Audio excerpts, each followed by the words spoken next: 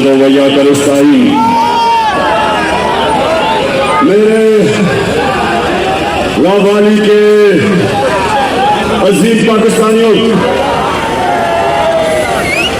मैं आज आपके सामने जो मुल्क के हालात हैं, जिसकी वजह से हम आज इस रास्ते पे हकीकी आजादी की मार्च इस्लामाबाद में जिस वजह से लेके जा रहे हैं, मैं सारे रावाली के मेरे बादशाहों पाकिस्तानियों, आपने मेरी ये जो बात गौर से सुननी है, क्योंकि मैं चाहता हूँ कि जब मैं इस्लामाबाद पहुंचूं और मैं आपको कॉल दूं तो आपने मेरे साथ मुझे इस्लामाबाद में मिलने के लिए, इस मुल्क की हकीकी आजादी की जहाद लड़ने के लिए आपने सबने मेरे पास आ जाए। अब पहली वजह क्या? पहली वजह ये, जरा गौर से अपनी मेरी बात सुनना। पता नहीं रावाली मेरी कब आपसे मुलाकात होगी इसके बाद, तो गौर से मेरी बात सुने। सबसे पहले एक चीज अपने ज़हन में डाल लें कि जब तक एक माशरे के अंदर इंसाफ नहीं होता, वहां खुशहाली नहीं आती। ये ज़हनों में डाल लो कि इंसाफ का मतलब क्या, कि सारे शहरी कानून के सामने एक बराबर होते हैं। ताकतवर और कमजोर के लिए एक कानून होता है, इसको इंसाफ कहते हैं। पहले समझे इंसाफ क्या होता है। इंसाफ का मतलब हर शहरी के जो हुकूक होते हैं, उनकी उस मुल्क की अदालतें हिफाजत करती। और मेरे नबी सल्लल्लाहु अलैहि वसल्लम ने मदीना में जब वो हिजरत करके गए मदीना, तो मुसलमान गरीब थे, बुरे हालात थे। इसको नीचे कर दो, नीचे कर दो। बुरे हालात थे, लेकिन मेरे नबी सल्लल्लाहु अलैहि वसल्लम ने सबसे पहले अदल और इंसाफ कायम किया। खुशहाली बाद में आई, पहले इंसाफ आया। मेरे सामने सिंगापुर, हम जाते थे, गरीब इलाका था, कहां पाकिस्तान और कहां सिंगापुर। हम सबसे तेजी से तरक्की कर रहे थे 50 साल पहले, 55-60 साल पहले। सिंगापुर आजाद होता है, एक उनका लीडर आता है और सबसे पहले इंसाफ कायम करता है। सिंगापुर में सबसे पहले कमजोर और ताकतवर के लिए एक कानून बनाता है, करप्शन खत्म हो जाती है। पाकिस्तान आज हमारी औसत आमदनी तकरीबन $2000 है। सिंगापुर और हमारी औसत आमदनी 55 साल पहले एक ही जितनी थी, क्योंकि सिंगापुर में इंसाफ कायम किया। आज हमारी तकरीबन $2000 है, सिंगापुर की $60,000 औसत आमदनी है। आगे निकल गया क्योंकि उसने रहमतुल आलमीन, मेरे नबी सल्लल्लाहु अलैहि वसल्लम सब इंसानों के लिए रहमत बन के आए थे। जो भी उनके रास्ते पे चलेगा, चाहे वो मुसलमान हो या ना हो, अल्लाह की नेमतें, बरकतें आएंगी, खुशहाली आएगी। वो आगे निकल गया। हमारा सबसे बड़ा मसला,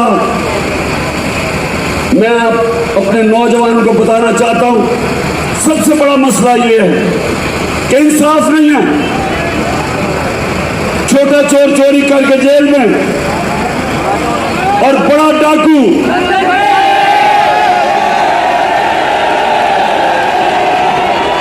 बड़ा डाकू जूते पॉलिश करते करते चेरी ब्लॉसम आज प्राइम मिनिस्टर बन गया। जरा ये जरा सुने। और क्योंकि मेरे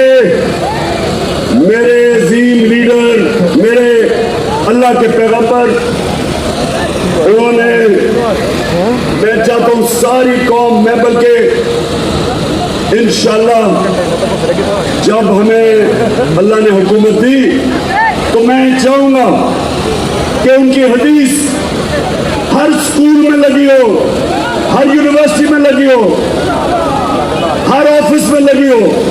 और वो ये कि मेरे नबी ने कहा कि तुम्हारे से पहले बड़ी कौमें तबाह हुई। जो जब छोटा चोर करता था तो जेल में चोरी करता था, वो जेल में। और बड़े डाकू को जो कौमें नहीं सजा दे सकती थी वो तबाह हो जाती थी। अब ये शहबाज शरीफ का जरा सुनो। इसको 16 अरब रुपए की करप्शन के केस में सजा होने वाली थी, जबकि इसको बचाया गया, साजिश के तहत इसको ऊपर बैठाया गया। और जब ये ऊपर बैठा 16 अरब रुपए का FIA का केस था, जब से ये ऊपर बैठा, ये जरा गौर से सुने।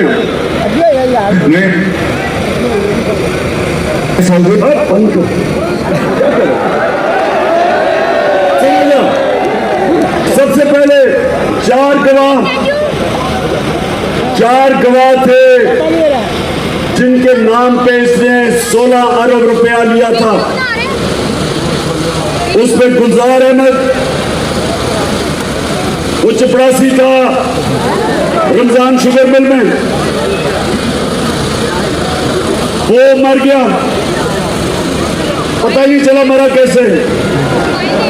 मुजम्मिल राजा, वो कैश बॉय था रमजान शुगर मिल में, वो हार्ट अटैक से मर गया।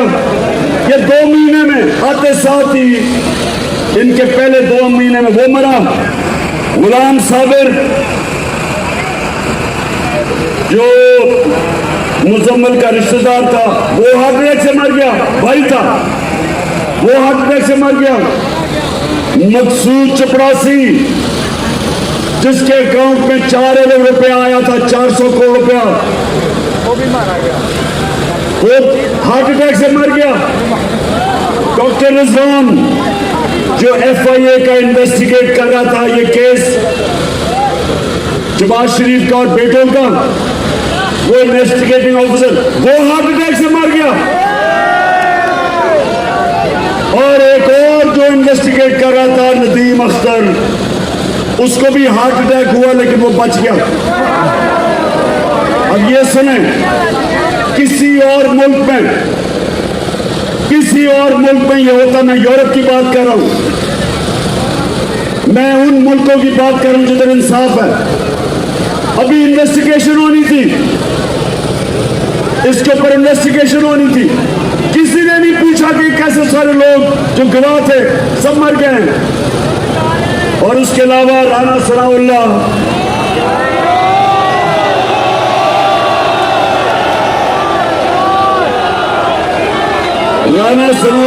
का एक ऑफिसर करप्शन में इन्वेस्टिगेट कर रहा था, उसका नाम था इमरान रजा। पता चला जी वो खुदकुशी उसने कर दी है, कोई इन्वेस्टिगेट नहीं हुआ। मैं ये आपके सामने क्यों कह रहा हूं कि कभी भी हमारा मुल्क तरक्की नहीं कर सकता जब तक यहाँ इंसाफ ना हो, जब तक ताकतवर को कानून के नीचे ना लेके आए। मैंने 3.5 साल जो मैं इक़्तिदार में था, पूरी कोशिश की कि बड़े बड़े इस मुल्क के जो मुजरिम और डाकू जो 30 साल से इस मुल्क को लूट रहे थे, मैंने पूरी कोशिश की कि किसी तरह इनको सजा हो, लेकिन खुफिया हाथ थे, इनको सजा नहीं होती थी। कभी जज बेंच टूट जाता था, कभी कमर में दर्द हो जाती थी किसी की, केस लंबा चल जाता था, हम कुछ नहीं कर सके। क्योंकि नैब मेरे हाथ में नहीं थी। जो नैब कंट्रोल कर रहे थे उन्होंने इन चोरों को बचाया जो आज हमारे ऊपर मुसल्लत किए हुए हैं। और जब से ये आए हैं, राव वाली ये सुन लो, जब से यहाँ किसान है, ये चावल का इलाका है, किसानों को आज पता है कि हमारे वक्त पे डीजल जो ट्यूबवेल पे इस्तेमाल होता है, ट्रैक्टर पे इस्तेमाल होता है,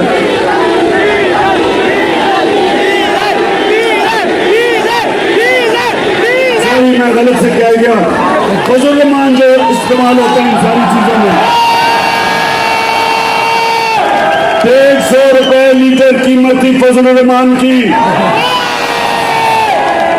जब हम थे 6 महीने पहले। आज 236 रुपए पे फसल की कीमत ऊपर चली गई है। पेट्रोल वो भी 150 रुपए लीटर। तो ये जो सारी महंगाई हुई है, ये जब से चोर ऊपर मुसल्लत किए गए। बिजली के बिल जो लोगों के पास आ रहे हैं, सबको सवाल पूछना चाहिए कि कौन सी क़यामत आई 6 महीने में कि सारी चीजें महंगी हो गई। 50 साल में सबसे ज्यादा महंगाई हुई। तो आगे जाके मैंने ये सवाल करने हैं कि कौन है इसका जिम्मेदार, किसने ये किया कि इन चोरों को ऊपर बैठा दिया और इनके सारे केसेस खत्म होने शुरू हो गए, एनआरओ मिलना शुरू हो गया, मरियम भी बरी हो गई, मरियम का पापा तैयारी कर रहा आने की, शहबाज शरीफ के भी केस खत्म हो गए, हमजा शरीफ के केस भी खत्म हो गए, और वो इस मुल्क की सबसे बड़ी बीमारी सरकारी, उसके भी केस खत्म होने शुरू हो गए। अब इन्होंने कानून ऐसा बना दिए, राव वाली के नौजवानों ये समझ लो, कानून अब ये कि सिर्फ छोटा चोर पकड़ा जाएगा आपसे। अगर मैं बड़ा डाका मारता हूं और मैं मुल्क से पैसे बाहर भिजवा देता हूं, कोई पाकिस्तान का कानून अब मुझे नहीं पकड़ेगा। इन्होंने आके नया कानून बनाया, इन्होंने कानून अब ऐसे बना दिए कि सिर्फ छोटे चोर पकड़े जाएंगे। तो इसलिए इंसाफ के लिए हम सब आज इस्लामाबाद रवाना है, क्योंकि ये कौम मोहम्मद मुस्तफा सल्लल्लाहु अलैहि वसल्लम की उम्मत है। दुनिया के अजीम तरीन लीडर की हम उम्मत है, हम भेड़ बकरियां नहीं हैं, हम गाय भैंसे नहीं है कि आप लाठी मार के कभी इधर मोड़ दे कभी उधर मोड़ दे। आज उन्हें कल कहते थे चोर हैं, आज कहते हैं कि जी वो एनआरओ दे दिया, अब साफ पाक हो गए हैं। मुशर्रफ ने इनको चोर कहा था, इनके ऊपर केसेस किए, उसने फिर एनआरओ दे दिया। ये कौम, नौजवानों सब तैयार हो जाओ। अगर कौम अपने हकूक के लिए नहीं खड़ी होती, उनको जानवरों की तरह रखा जाता है। जानवरों की कोई हकूक नहीं होते, जानवरों के जंगल के कानून में इंसाफ नहीं होता, जानवरों के माशरे में इंसाफ नहीं होता, इंसानों के माशरे में इंसाफ होता है। और हम ये इंसाफ जिससे हम आजादी चाहते हैं, अपनी हकीकी आजादी, उसके लिए निकले हैं। आपने सबने मेरे साथ देना है। और मैं आप सबके सामने आखिर में ये कहता हूं कि मेरी नजर में इससे बेहतर है कि इंसान मर जाए बजाय गुलामी किसी की करे। मैं तारिक तुम्हारा भी शुक्रिया अदा कर रहा हूँ और जमाल नासिर आपका भी, जो आपने मेहनत की। और मैं आप सबसे आखिर में हल्फ लूंगा, हाथ खड़ा करके आपने मेरे साथ हल्फ लेना। मैं यहाँ से पढ़ूंगा, आप रिपीट करना, हाथ ऊपर पीछे तक। बिस्मिल्लाहिर्रहमानिर्रहीम। हम हल्फ उठाते हैं कि हम पाकिस्तान के आइन की हमेशा पासदारी करेंगे और हम कभी भी अल्लाह के सिवा किसी के सामने नहीं झुकेंगे और हम हकीकी आजादी इस जिहाद में इमरान खान के साथ आखिर तक जदोजहद करेंगे। अल्लाह हम सबका हामी और नासिर हो। आमीन।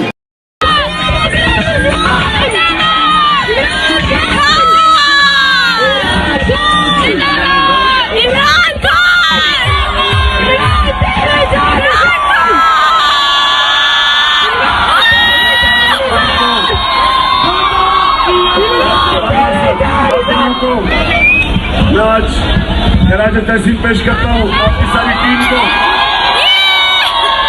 अपनी खातिन, बच्चे, क्योंकि तहरीक इंसाफ ये वाहिद पार्टी है जिसमें बच्चे भी शामिल हैं, फैमिलीज भी शामिल हैं, नौजवान भी शामिल हैं और हमारे बुजुर्ग भी शामिल हैं। सारी दुनिया नेड़े टुक टुक बहती, परखे जान सजन उस वेले जद बाजी बुढ़ी पैंदी, विच जिसम सची बैठ खुरे ते रोई, नस गया कजला रुड़ पुड़ जाना, हथ न छड़िया मेहंदी, असी साया शिकर दोपहर दे, असी साया शिकर दोपहर दे, सानू कंधा लिया लको, सानू खान जिथे कहना असी उत्थे रहना खलो। राम वाली की सारी टीम का बहुत शुक्रिया, थैंक यू।